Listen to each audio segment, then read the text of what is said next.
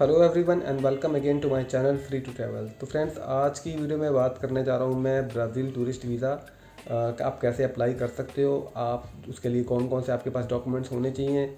आपको documents embassy में submit कराने हैं या ऑनलाइन सबमिट कराने हैं। उसकी वीज़ा फ़ीस आपने कैसे पे करनी है। इसके अलावा अपॉइंटमेंट आप कैसे बुक कर सकते हो। ये सारी चीज़ें इस वीडियो में मैं आपको बताने जा रहा हूँ, तो लास्ट तक इस वीडियो को आप ज़रूर देख लेना। इस वीडियो को बिल्कुल भी आप स्किप मत करना, क्योंकि कई इन्फॉर्मेशन मैं इसमें आपके लिए इंपॉर्टेंट वो इन्फॉर्मेशन होगी वो आपको बताने जा रहा हूँ, तो ताकि वो आप मिस ना कर सको। और क्योंकि लोग स्किप कर देते हैं वीडियो को, फिर बाद में फ़ोन करके पूछते हैं कि यार वो कैसे किया, तो ये कैसे हुआ था। तो फिर इससे बेटर है कि आप पूरी इन्फॉर्मेशन, पूरी वीडियो को पूरा देख लो, तभी आपको पूरी इन्फॉर्मेशन मिल जाएगी और आपको फ़ोन करने की ज़रूरत नहीं पड़ेगी। तो ये इनका जिनका वीज़ा अप्रूव हुआ है, तो ये कैसे हमने लिया और उसके लिए कौन से डॉक्यूमेंट्स अप्लाई लगाए थे, हमने अपलोड किए थे या सबमिट कराए थे एम्बेसी में, तो ये सारी चीज़ें आपको मैं बताने जा रहा हूँ। लास्ट तक इस वीडियो को ज़रूर देखना। तो चैनल को सब्सक्राइब कर लेना अगर आपने नहीं किया, क्योंकि मैं जब भी कोई वीज़ा अप्रूव होता तो मैं उसके सारी इन्फॉर्मेशन अपने चैनल के थ्रू आप तक पहुँचाता हूँ, आपको देता हूँ। तो चैनल को आप सब्सक्राइब जरूर कर लेना। वीडियो अच्छी लगे तो लाइक शेयर भी ज़रूर कर देना। अब जिनका वीज़ा अप्रूव हुआ है, इनके सबसे पहले जो इनका जो प्रोसीजर है मैं वो बताता हूँ कि हमने वीज़ा अप्लाई कैसे किया और उसका क्या प्रोसीजर है। ब्राज़ील वीज़ा थोड़ा सा हटके आपको करना होता है, मतलब इसका जो सारा प्रोसीजर है बिल्कुल अलग है थोड़ा सा। तो सबसे पहले जो क्या करना है, आपने इनकी वेबसाइट पे जाना है। जो वेबसाइट का मैं आपको नाम बता देता हूँ, जैसे कि इनका वेबसाइट का नाम है www.gov.br। तो इस वेबसाइट पे जाके अपने वीज़ा एप्लीकेशन फॉर्म को फिलअप करना है। फिलअप करने के बाद आप लास्ट में जो डॉक्यूमेंट सेक्शन आएगा, तो उस डॉक्यूमेंट सेक्शन में आपको जितने भी डॉक्यूमेंट्स आपके पास हैं, जो जो उसमें वो पूछ रहा है आपके पास, जो जो डॉक्यूमेंट्स आपके पास हैं, तो वो आपको अपलोड करने हैं। अब मैं आपको बताता हूँ जो हमने डॉक्यूमेंट्स अपलोड किए थे, जो हमारे पास अवेलेबल थे, तो वो हमने कौन से लगाए थे, अपलोड किए थे। Booking.com से हमने होटल बुक किया था, तो अकोमोडेशन प्रूफ हो गया। 7 दिन का ये पूरा प्लान था वहाँ पे स्टे करने का, घूमने फिरने का। तो एक ही होटल बुक किया था और 7 दिन का होटल बुक किया था। उसके अलावा बिज़नेस का रजिस्ट्रेशन अपलोड किया और बैंक की स्टेटमेंट लगाई थी 6 महीने की। और उसके बाद कवर लेटर और आइटनरी ये हमने लगाई थी, अपलोड की थी। इसके अलावा डमी टिकट भी अपलोड की थी। ड्राइविंग का लाइसेंस भी अपलोड किया था। नेशनल आईडी प्रूफ यानी आपका आधार कार्ड, वो भी अपलोड किया था। उसके बाद एक फ़ोटो ये अपलोड की थी। तो ये सारे डॉक्यूमेंट्स हमने अपलोड किए थे। इसके अलावा आप ITR 3 साल की और करंट, अगर आप बिज़नेस करते हो तो करंट अकाउंट भी आप जो है लगा सकते हो। अगर आप यहाँ पे ये हमने डॉक्यूमेंट्स लगाए थे, ये जिनका प्रोफाइल है, ये बिज़नेस प्रोफाइल है, ये बिज़नेस करते हैं। ये जो करंट अकाउंट है, करंट अकाउंट की स्टेटमेंट और ITR है, ये हमने एम्बेसी में जमा करवाई थी। बाकी ये डॉक्यूमेंट्स हमने अपलोड किए थे। अब इसके बाद का प्रोसीजर क्या है वो भी मैं आपको बताता हूँ। ये सारी चीज़ें करने के बाद, अपलोड करने के बाद, एक आपका RER कन्फर्मेशन पेज आपको डाउनलोड, मतलब वो जो वीज़ा फॉर्म आपने भरा उसको डाउनलोड करना होता है, ठीक है, प्रिंट करना होता है।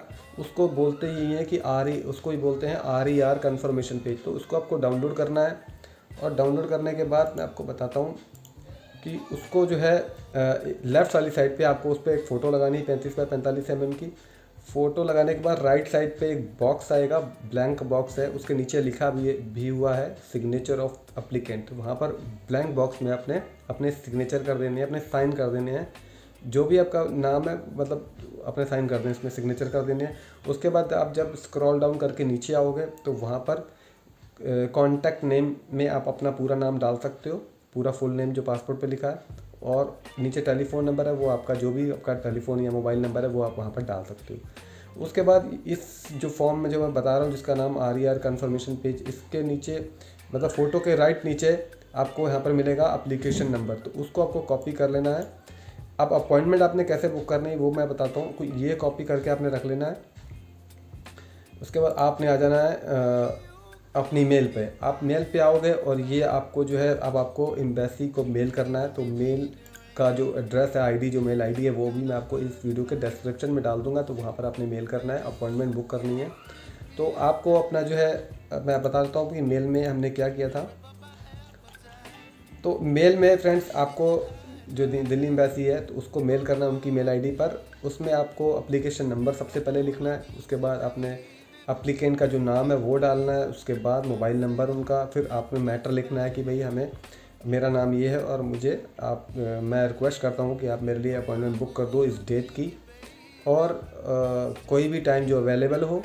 और बस ये आपने लिखना। और जो आपने डॉक्यूमेंट्स एक पीडीएफ जो बनाने, जो मैंने आपको शायद बताया नहीं, तो आपको एक पीडीएफ बनानी, जो आपके डॉक्यूमेंट्स आपने जो अपलोड किए हैं उसकी जो डॉक्यूमेंट्स की एक आपको पीडीएफ बनानी है।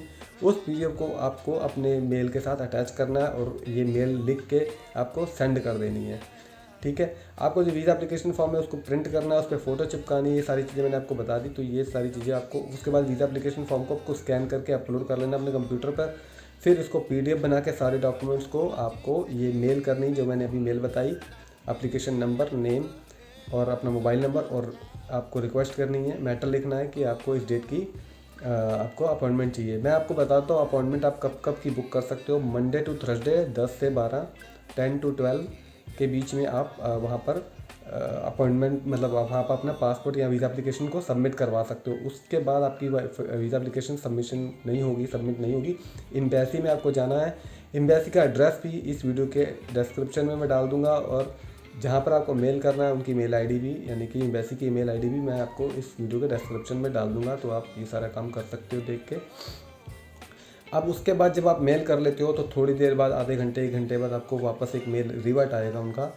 उस रिवर्ट में वो आपको बोलेंगे कि भाई आपको हमें आपकी इन्फॉर्मेशन मिल चुकी है, जो आपने एप्लीकेशन नंबर दिया है वो देख के सब कुछ वो देख लेते हैं, उसके बाद ही ये मेल आती है आपको, तभी रिवर्ट आता है। तो वो ये आपको बोलेंगे your visa request has been screened and is under consideration and you are now requested to pay the visa fee. अब वो बोलते हैं कि आप जो है वीज़ा फ़ी पे करो and present the original documentation at the embassy. Visa fee pay करने के बाद आप सारे डॉक्यूमेंट्स अपने ओरिजिनल एम्बेसी में लेके आओ। ठीक है, अब ये कह रहे हैं after payment of visa fee please submit the passport and visa application along with hard copies of the documentation at the embassy on any working day from Monday to Thursday. यानी कि मंडे टू थर्सडे पेमेंट करने के बाद आप Monday to Thursday किसी भी working day में, यानी मंडे टू थर्सडे में किसी भी वर्किंग डे में आप आ जाओ और अपने डॉक्यूमेंटेशन, अपनी वीज़ा एप्लीकेशन को सबमिट करवा दो मंडे टू थर्सडे 10 से 12 के बीच में। और ये एड्रेस उन्होंने दिया है वो मैं डिस्क्रिप्शन में डाल दूंगा, आपको मैंने बोला। और ये कोई भी कुरियर का, मतलब ये कुरियर के थ्रू आपको आपका पासपोर्ट आप नहीं लेंगे, ना ही वो आपको वापस कुरियर करेंगे। आपको एम्बेसी में ही ड्रॉप करना पड़ेगा अपना पासपोर्ट, अपना एप्लीकेशन, और वहीं से सारा अपना जो भी आपका पासपोर्ट जब आप लेने जाएंगे वहीं से आपको पिकअप करना है। इसके अलावा अब जो है बात मैं आपको एक इम्पॉर्टेंट चीज़ बता देता हूँ, आपकी जो वीज़ा फ़ीस है वो आपको कैसे पे करनी है। इन्होंने स्पेशल इंस्ट्रक्शन लिखे हैं वीज़ा फ़ीस पे करने के। तो उसमें अब उन्होंने बोला है कि पेमेंट का जो मेथड है उसको वो आप पेमेंट आप कर सकते हैं नेट बैंकिंग के थ्रू, आरटीजीएस के थ्रू, नेफ्ट के थ्रू। 8,000 रुपये वीज़ा फ़ीस है, 8,000 रुपये आपको पे करने हैं आरटीजीएस, नेट बैंकिंग या नेफ्ट के थ्रू। और जो अप्लीकेंट है उसके अकाउंट से ये पे होनी चाहिए, ना कि अगर आप किसी से काम करवा रहे हो, किसी से एप्लीकेशन या वीज़ा की फाइलिंग करवा रहे हो, उसके अकाउंट से पेमेंट नहीं होनी चाहिए। क्योंकि जिसके अकाउंट से पेमेंट होगी उसके ऊपर उसका नाम, उस एप्लीकेंट का नाम होना चाहिए। नाम आ जाता है जब आप किसी को पेमेंट करते हो तो वो पता लग जाता है कि ये पेमेंट किससे आई है। जब हमें भी किसी की पेमेंट रिसीव होती है तो हमें उसका नाम आता है। तो ये आपको ऐसे करना है, पेमेंट आपको ऐसे वीज़ा फीस पे करनी है। और एक चीज़ और, आप वहाँ पर उन्होंने साफ साफ ये भी लिखा है कि आप जो है पेटीएम से पेमेंट नहीं करोगे, ना फ़ोनपे से पेमेंट करोगे, ना ही किसी थर्ड पार्टी यूपीआई से आप पेमेंट नहीं करोगे, नहीं तो वो एक्सेप्टेबल नहीं है। इनकी पेमेंट हालांकि पेटीएम से हो गई थी गलती से, बाद में हमने उनको रिक्वेस्ट डाली कि भाई हमसे गलती से हुई, हमने ये चीज़ रीड नहीं की थी, बट हमसे बाय मिस्टेक हमने आपको पेटीएम से ही कर दिया। और उसका स्क्रीनशॉट उनको मेल कर दिया, उसका स्क्रीनशॉट की फ़ोटोकॉपी भी लेके एम्बेसी में बंदा जब गया था तो वो भी उनको दिखा दी थी। ये आपको ये जो स्क्रीनशॉट है आपको मेल भी करना होता है। उसके बाद जो है आपने पीडीएफ जो अपने डॉक्यूमेंट्स की पहले भेज चुके हैं, अब आपको दूसरी मेल करनी है। उस दूसरी मेल में आपको पेमेंट की रिसीट को उनको सेंड करना है इसी ईमेल आईडी पे। बता देना कि भाई हमने वीज़ा फीस पे कर दी है और उसकी स्क्रीनशॉट जो है हमने अटैच कर दिया है, आप उसको अटैचमेंट से उसे डाउनलोड कर सकते हो। तो उसके बाद जो है आपको वो करने के बाद अपने सारे डॉक्यूमेंट्स प्रिंट करवाने के बाद और आपके जो स्क्रीनशॉट है उसको प्रिंट करवाने के बाद आपको जो है अपनी वीज़ा एप्लीकेशन के साथ जो है नेक्स्ट डे वर्किंग डे जो भी आपको सही लगे उस दिन आप पहुंच जाओ 10 से 12 के बीच में, और अपने वीज़ा एप्लीकेशन को सबमिट आपने करवाना है। वहाँ पर वो आपसे पूछ सकते हैं, आप किसी के थ्रू भी भेज सकते हो, यानी कि कोई अगर आपका ट्रैवल एजेंट है या कोई भी आपका भाई दोस्त बहन कोई भी जाना चाहे वो भी सबमिट करवा सकता है। बस उसके पास उसका आधार कार्ड होना चाहिए, ठीक है, और आपका जो पासपोर्ट और आपकी वीज़ा एप्लीकेशन होनी चाहिए, वो सबमिट आपके बिहाफ पर करा सकता है कोई भी, आपका दोस्त, आपका भाई, आपका एजेंट, तो आपके बिहाफ पर एप्लीकेशन वो सबमिट करवा सकता है। बट यही है कि सारे डॉक्यूमेंट्स उसके पास होने चाहिए, और उस जो बंदा सबमिट करवाने आया आपके बिहाफ पर, उसका आधार कार्ड भी उसके पास होना चाहिए, उसका फ़ोन नंबर भी वो आपसे लेंगे। तो इस तरीके से आपका जो है वीज़ा एप्लीकेशन आप अप्लाई कर लेते हो, और उसके 5-6 दिन बाद, वैसे वो बोलते तो यही है कि 15 दिन का टाइम है, बट वो 5 दिन में 6 दिन में वीज़े का रिज़ल्ट दे देते हैं। और आपको इनका जिनका वीज़ा अप्रूव हुआ है उनको एक कॉल भी आई थी, उनसे पूछा गया था भाई आप जो है क्यों जाना चाहते हैं, ब्राज़ील ही आपने क्यों चुना, क्यों वहाँ जाना चाहते हैं। तो इन्होंने यही बोला कि भाई ब्राज़ील मैं आजकल यूरोप में काफ़ी लोग जा रहे हैं और बहुत बिज़ी चल रहा है, तो मैंने क्योंकि मैं साउथ अफ्रीका ट्रैवल हूँ, और इनके ट्रैवल हिस्ट्री मैं बता देता हूँ कि ट्रैवल हिस्ट्री में पहले बता देता हूँ कि इनकी ट्रैवल हिस्ट्री क्या थी, क्योंकि ट्रैवल हिस्ट्री भी आपकी थोड़ी ज़रूर होनी चाहिए, क्योंकि विदाउट ट्रैवल हिस्ट्री आप बिल्कुल भी अप्लाई मत करो, वीज़ा रिफ्यूज़ भी करते हैं। और एक चीज़ और मैं आपको बता दूँ, आप बिल्कुल भी फेक डॉक्यूमेंट्स मत लगाना। फेक डॉक्यूमेंट्स अगर आपने लगाए और उन्होंने वेरीफाई कर लिए कि ये फेक हैं, तो वो आपके पासपोर्ट के ऊपर एक स्टैंप लगा देंगे, और आपकी बैंड की भी एक बैन करने वाली भी एक स्टैंप लग जाएगी बैंड की, कि आपको बैन किया जाता है, और आपके पासपोर्ट पर स्टैंप वो भी लगेगी, रिफ्यूज़ल की भी और बैन की भी।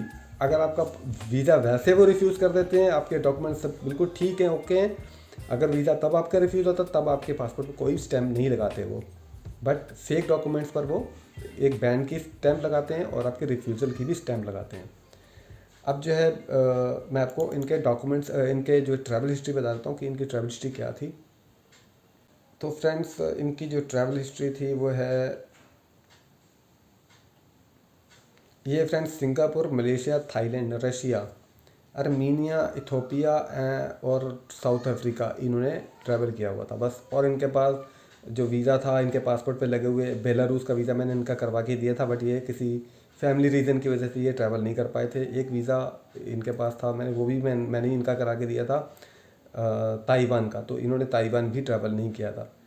तो ये 2 वीज़े इनके पासपोर्ट पे स्टिकर वीज़े लगे हुए थे, और ये जो कंट्रीज़ मैंने अभी बोली ये इन्होंने यहाँ पर इन्होंने ट्रैवल किया था। तो उन्होंने फिर भी इनको कॉल करके पूछा कि आप साउथ अफ्रीका ट्रैवल्ड हो, तो इन्होंने बताया नहीं मैं और भी कंट्रीज़ ट्रैवल्ड हूँ। इन्होंने सारी कंट्रीज़ के अपने नाम बताए, इन कंट्रीज़ में मैंने ट्रैवल किया है। तो बाद में इन्होंने ये पूछा अभी ब्राज़ील में क्या क्यों जाना चाहते हो, तो इन्होंने ये रीज़न बताया कि भाई यूरोप में काफ़ी लोग जा रहे हैं, तो मैंने थोड़ा सा सोचा कि क्यों ना हट के ट्रैवल करूँ, तो तभी मैंने फिर ब्राज़ील को चूज़ किया, और मैं इधर और मैंने कुछ वीडियोस भी देखी हैं ब्राज़ील के ऊपर, तो फिर मैंने इधर का ही डिसाइड किया कि मैं इधर ही वीज़ा ट्रैवल करूँगा, ब्राज़ील के लिए ही मैं जाऊँगा।